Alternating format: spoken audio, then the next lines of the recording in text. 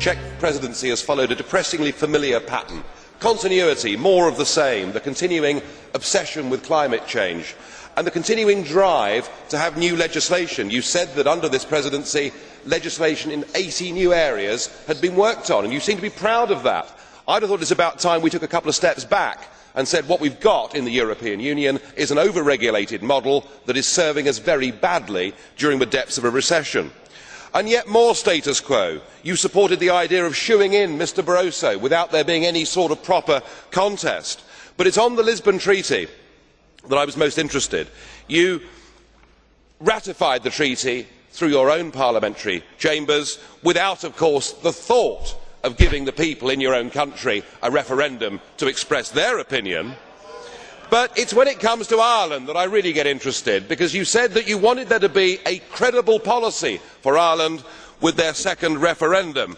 And so you produced these guarantees, and here they are. Guarantees on the right to life, on taxation, on security and defence. This document has no legal force whatsoever. It is not worth the paper that it is written on.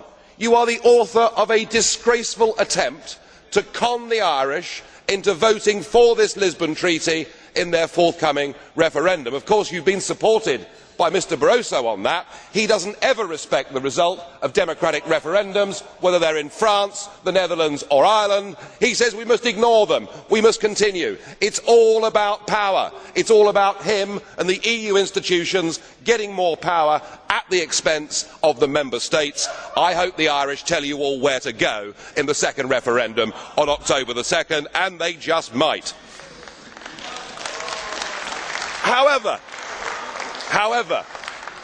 I do not wish to be mean-spirited, because there was one wonderful, bright, uplifting moment during the Czech presidency, a moment when all of us that believe in nation states, that believe in democracy, that believe genuinely in the rule of law, could come into this chamber and feel, for the first time in my experience, proud of the fact that we were part of this European Parliament. And I am of course referring to the visit of Václav Klaus.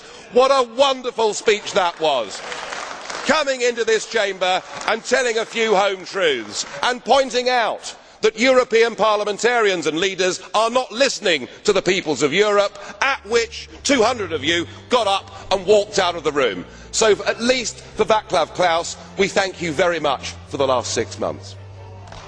Thank you very much, Mr Farage. Mr Mulzer, 2 minutes. For the non-attached. You have the floor, Mr President. I'd like just to put a question. Is it, I'm not criticizing, but is it allowed to have the flags in our...